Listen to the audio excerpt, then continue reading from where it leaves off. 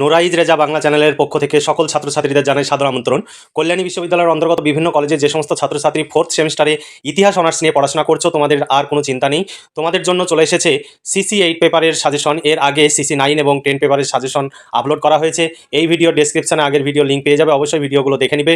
তোমরা যদি এই সাজেশন অনুযায়ী প্রশ্নোত্তরের পিডিএফ কপি সংগ্রহ করতে চাও তাহলে নিচে দেওয়া হোয়াটসঅ্যাপ নাম্বারে যোগাযোগ করো, প্রয়োজনে ফোনে কথা বলে নাও, তারপর নোট সংগ্রহ করে নাও। তোমরা এখন নোট সংগ্রহ করে নিলে তোমাদের হাতে 5 মাস সময় থাকবে। এই 5 মাস ধরে এই প্রশ্নোত্তরগুলোই পড়বে এবং পরীক্ষায় তোমরা খুব আনন্দের সঙ্গে পরীক্ষা দিতে যাবে এবং সমস্ত প্রশ্নই কমন পাবে। ইতিহাস অনার্সের প্রতি পেপারের জন্য, অর্থাৎ যে কোনো অনার্স পেপারের প্রতি পেপারের জন্য 250 টাকা পেমেন্ট করতে হবে। শর্ট প্রশ্ন এবং বড় প্রশ্ন উত্তর সহ কমপ্লিট তোমরা পেয়ে যাবে। এর বাইরে কোনো প্রশ্নোত্তর তোমাদের পড়ার প্রয়োজন হবে না। পরীক্ষায় সমস্ত প্রশ্নই কমন পাবে, অর্থাৎ 100%-এরও বেশি প্রশ্ন তোমাদের কমন থাকবে। যে গ্রুপে জটি করে প্রশ্নের অ্যান্সার করতে হবে তার চাইতে হয়তো বেশি থাকতে পারে, তবে তোমরা আমাদের এই পিডিএফ কপি অনুযায়ী প্রশ্নোত্তর পড়লে পরীক্ষায় 100% তোমরা লিখে আসতে পারবে। এবার চলো দেখে নিই সিসি 8 পেপারের সাজেশন। এই সাজেশন অনুযায়ী মোগল ভারতের ইতিহাস, এই সিলেবাসের যে সাজেশন সেটি দেখে নাও। 5 ও 10 মার্কের প্রশ্নের সাজেশন 2024, অর্থাৎ তোমাদের 2024 সালের জুলাই আগস্ট মাসে ফোর্থ সেমিস্টারে পরীক্ষা হবে। তোমাদের জন্য এই সাজেশনটি অভিজ্ঞ শিক্ষক মণ্ডলী দ্বারা এই প্রশ্নোত্তরের সাজেশন তৈরি করা হয়, তাই তোমাদের কোনো রকমের দ্বিধাবোধ না রেখে আমাদের কাছ থেকে এই নোট সংগ্রহ করে নিতে পারো। প্রত্যেকটি অনার্স পেপারের, জি পেপারের, এসিসি পেপারের নোটস পেয়ে যাবে। তোমাদের 5টি পেপার রয়েছে, 5টি পেপারের কমপ্লিট নোটস তোমরা 1100 টাকায় পেয়ে যাবে। অনার্স পেপারের প্রতি পেপারের জন্য 250 টাকা, শর্ট প্রশ্ন বড় প্রশ্ন উত্তর সহ পেয়ে যাবে। আর জি পেপারের জন্য 200 টাকা, আর অনার্স এসিসি পেপারের জন্য 200 টাকা। অর্থাৎ তোমাদের টোটাল যদি 5টি পেপার নাও তাহলে 1100 টাকা পেমেন্ট করতে হবে। এবার চলো দেখে নিই সাজেশনের প্রশ্নগুলো। 1 নম্বর প্রশ্ন, আকবরের রাজস্ব বিষয় ও অধ্যয়নের উৎস হিসাবে আইনি আকবরী ও মুনতাখাব ই উত তাওয়ারিখ এর তাৎপর্য সমালোচনামূলকভাবে বিশ্লেষণ করো। 2 নম্বর প্রশ্ন, মোগল ভারতে টোডরমলের রাজস্ব সংস্কার সম্পর্কে লেখো। এই সংস্কার কতদূর সাফল্য লাভ করতে পেরেছিল। তারপর 3 নম্বর প্রশ্ন, মোগল ভারতের ইতিহাস রচনায় স্যার যদুনাথ সরকারের অবদান সম্পর্কে আলোচনা করো। 4 নম্বর প্রশ্ন, আঞ্চলিক ইতিহাস রচনার ক্ষেত্রে খাওয়াজা নিজামুদ্দিন আহমেদের ভূমিকা কী ছিল। তারপরে 5 নম্বর প্রশ্ন, ঐতিহাসিক হিসাবে সংক্ষেপে আব্দুল হামিদ লাহোরির মূল্যায়ন করো। 6 নম্বর প্রশ্ন, ঐতিহাসিক হিসাবে আব্দুল কাদের বাদাউনির কৃতিত্ব মূল্যায়ন করো। যেগুলো বেশি স্টার চিহ্ন দেওয়া রয়েছে সেগুলো বেশি ইম্পর্টেন্ট। তারপরে দেখো 7 নম্বর প্রশ্ন, মোগল ভারতের বা মোগল ইতিহাস চর্চার পরিপ্রেক্ষিতে আলীগড় গোষ্ঠীর ঐতিহাসিকদের অবদান আলোচনা করো। 8 নম্বর প্রশ্ন, মোগল সম্রাট আকবরের ধর্মনীতি সম্পর্কে আলোচনা করো। 9 নম্বর প্রশ্ন, ভীষণ ইম্পর্টেন্ট প্রশ্ন, নূরজাহান চক্র মোগল দরবারের উপরে কতখানি প্রভাব বিস্তার করেছিল। 10 নম্বর প্রশ্ন, খুদকস্ত ও পাহিকস্তের মধ্যে পার্থক্য নির্ণয় করো। 11 নম্বর প্রশ্ন, ষোড়শ ও সপ্তদশ শতকের কেন্দ্রীয় শাসক শ্রেণীর সাথে জমিদারের সম্পর্ক কেমন ছিল। 12 নম্বর প্রশ্ন, মোগল শাসকদের অধীনে অভিজাততন্ত্রের গঠনের বিবর্তন আলোচনা করো। 13 নম্বর প্রশ্ন, মোগল যুগের বণিকদের শ্রেণী বিভাগ করো। 14 নম্বর প্রশ্ন, মোগল ভারতের বস্ত্র উৎপাদনের উপরে একটি সংক্ষিপ্ত টিকা লেখো। 15 নম্বর প্রশ্ন, মনসবদারি প্রথার বিবর্তন সম্পর্কে আলোচনা করো। তোমরা যদি এই সমস্ত প্রশ্নের উত্তরের পিডিএফ কপি সংগ্রহ করতে চাও তাহলে অনার্সের প্রতি পেপারের জন্য 250 টাকা পেমেন্ট করতে হবে। তোমরা যদি এই আমাদের কাছ থেকে পিডিএফ কপি সরাসরি সংগ্রহ করো তাহলে সমস্ত রকমের সহযোগিতা পাবে। কোনো প্রবলেম হলে সেই প্রবলেম সলভ করে দেওয়া হবে। আর যদি বাইরে থেকে পিডিএফ কপি সংগ্রহ করো তাহলে তোমাদের কোনো রকমের সহযোগিতা করা হবে না বা কোনো রকমের সহযোগিতা তোমরা পাবে না। শুধু শুধু মেসেজ করে আমাদের সময়ের অপচয় করবে না। আর তোমরা অবশ্যই যদি পিডিএফ কপি সংগ্রহ করতে চাও আমাদের কাছে কোনো রকমের দামাদামি করবে না।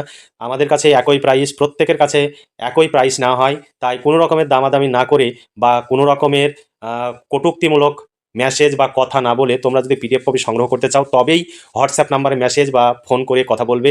আর যদি সংগ্রহ করতে না চাও তাহলে এই সাজেশন অনুযায়ী প্রশ্নোত্তর তৈরি করে তোমরা পড়াশোনা করতে পারো।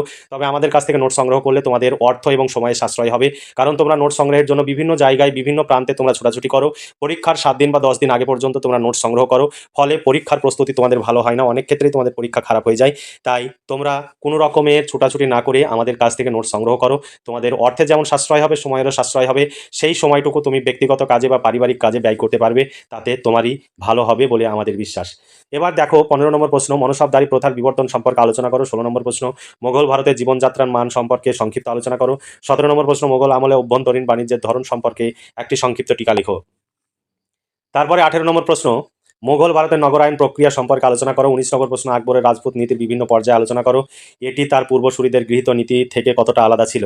20 নম্বর প্রশ্ন, সপ্তদশ শতকে ভারতের বৈদেশিক বাণিজ্য সম্পর্কে আলোচনা করো। 21 নম্বর প্রশ্ন, মোগল যুগের মুদ্রা ব্যবস্থার সম্পর্কে সংক্ষেপে লেখো। 22 নম্বর প্রশ্ন, মোগল রাজতান্ত্রিক আদর্শ সম্পর্কে নাতিদীর্ঘ আলোচনা করো। 23 নম্বর প্রশ্ন, মোগল যুগে জমিদারি ব্যবস্থার উপরে একটি সংক্ষিপ্ত টিকা লেখো। 24 নম্বর প্রশ্ন, মোগল ভারতের ব্যাংকিং ব্যবস্থা সম্পর্কে আলোচনা করো। 25 নম্বর প্রশ্ন, মোগল আমলে নগর শাসন প্রক্রিয়া সম্পর্কে সংক্ষিপ্ত আলোচনা করো। 26 নম্বর প্রশ্ন, মোগল যুগের গ্রামীণ অর্থনীতির সংক্ষেপে আলোচনা করো। 27 নম্বর প্রশ্ন, ঔরঙ্গজেবের রাজতান্ত্রিক আদর্শের উপরে সংক্ষিপ্ত টিকা লেখো। 28 নম্বর প্রশ্ন, মোগল সম্রাট আকবরের রাজতান্ত্রিক আদর্শ সম্পর্কে লেখো। 29 নম্বর প্রশ্ন, ঔরঙ্গজেবের ধর্মনীতি আলোচনা করো। এই ধর্মনীতির বিরুদ্ধে প্রতিক্রিয়া কি হয়েছিল।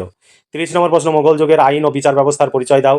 31 নম্বর প্রশ্ন, মোগল রাজত্বের আমদানি ও রপ্তানি বাণিজ্যের ব্যবহৃত পণ্য সম্ভারের বিবরণ দাও। এখানে তোমাদের 31খানা প্রশ্ন সাজেশন হিসাবে তোমাদের সামনে তুলে ধরলাম। তবে যারা পিডিএফ কপি সংগ্রহ করবে আরও 5টি প্রশ্ন এক্সট্রা রয়েছে, বাড়তি প্রশ্ন রয়েছে, কারণ তোমাদের এই পেপারের যে সিলেবাস সেটি অনেকটাই বড় সিলেবাস এবং যথেষ্ট টাফ, যে কারণে আমরা আরও 5টি এক্সট্রা প্রশ্ন রেখেছি। শুধুমাত্র যারা পিডিএফ কপি সংগ্রহ করবে তারাই সেই প্রশ্ন এবং উত্তরগুলো পাবে। আর তোমরা এখানে একটি করে প্রশ্ন দেখলে, কিন্তু পিডিএফ কপিতে একাধিক অথবা দেওয়া রয়েছে, বিভিন্ন সালে বিভিন্নভাবে প্রশ্ন এসেছে, সেই প্রশ্নগুলো একত্রিত করা হয়েছে অথবা দিয়ে উত্তর এক কিন্তু প্রশ্ন আলাদা। তাই তোমরা যদি সরাসরি আমাদের কাছ থেকে পিডিএফ কপি সংগ্রহ করো তাহলে তোমরা উপকৃত হবে। তোমরা চাইলে সংগ্রহ করে নিতে পারো। 23 সালে কি প্রশ্ন পড়েছিল সেই 23 সালের প্রশ্নটিও তোমাদের দেওয়া রয়েছে, কারণ তোমাদের এগুলোর কোনো উত্তর নেই, কিন্তু এই প্রশ্নগুলো দেওয়া রয়েছে কারণ তোমাদের 24 সালে পরীক্ষা হবে। লাস্ট পরীক্ষা হয়েছে 2023 সালে, তাই তোমাদের সেই প্রশ্নটিও এখানে দেওয়া রয়েছে। তোমাদের ভাবতে হবে না কোন প্রশ্নটি কত সালে পড়েছে, প্রত্যেকটি প্রশ্ন দেওয়া রয়েছে এবং প্রশ্নের শেষে ব্র্যাকেটে সাল উল্লেখ করে দেওয়া রয়েছে এবং উত্তরগুলো পয়েন্ট আকারে সুন্দর করে লেখা রয়েছে। তোমাদের এইভাবে পয়েন্ট আকারে তোমাদের পড়তে যেমন সুবিধা হবে, মনে রাখতেও সুবিধা হবে। তাই তোমরা দেরি না করে এখনই পিডিএফ কপিগুলো সংগ্রহ করো এবং এখন থেকেই পড়াশোনা করে ধীরে ধীরে 1টি 2টি করে নোটস মুখস্থ করো। তাহলে পরীক্ষার আগে তোমাদের কোনো রকমের চাপ থাকবে না, পরীক্ষার 7 দিন আগে বা 2 দিন আগে তোমাদের নোটস সংগ্রহ করারও প্রয়োজন হবে না। তাই আমরা সবসময় বলি আগে নোটস সংগ্রহ করে নাও এবং আগে থেকেই 1টা 2টো করে নোটস যদি তোমরা মুখস্থ করো, 5 মাস সময় রয়েছে। এই নোটসগুলো মুখস্থ করে আরও প্রচুর সময় তোমাদের থাকবে। এই নোটসগুলোই বারবার তোমরা পড়লে একদম তোমাদের পড়া ঠোঁটস্থ হয়ে থাকবে। তাহলে পরীক্ষার আগে পরীক্ষা দিতে যাবে, রিল্যাক্স করে এনজয় করবে পরীক্ষাটা। তোমরা সকলেই এনজয় করে পরীক্ষা দিতে পারবে। আর পরীক্ষার যদি 2 দিন 5 দিন 7 দিন আগে তোমরা এই নোটস সংগ্রহ করো তাহলে তোমাদের প্রশ্নগুলো দেখতে এবং পড়তে এবং বুঝতে অনেক সমস্যা হবে এবং প্রচুর সময়ও লেগে যাবে। তাই তোমরা দেরি না করে আজই এই নোটসগুলো সংগ্রহ করো এবং এখন থেকেই পড়াশোনা করে পরীক্ষার জন্য প্রস্তুতি নাও। আর আমাদের কাছে কোনো রকমের দামাদামি হয় না, তোমরা অনুগ্রহ করে কোনো রকমের দামাদামি করবে না, কারণ আমাদের প্রচুর খরচ হয়। সেই খরচ তোলায় আমাদের বিশেষ করে অনার্স পেপারগুলো খুব মুশকিল হয়ে যায়। তাই আমাদের সহযোগিতা করো, আমাদের পাশে থাকো, তাহলে তোমাদের আমরা এইভাবে সহযোগিতা করে যেতে পারবো এবং তোমরাও উপকৃত হচ্ছ প্রত্যক্ষ এবং পরোক্ষভাবে আমাদের এই চ্যানেলের কাছ থেকে।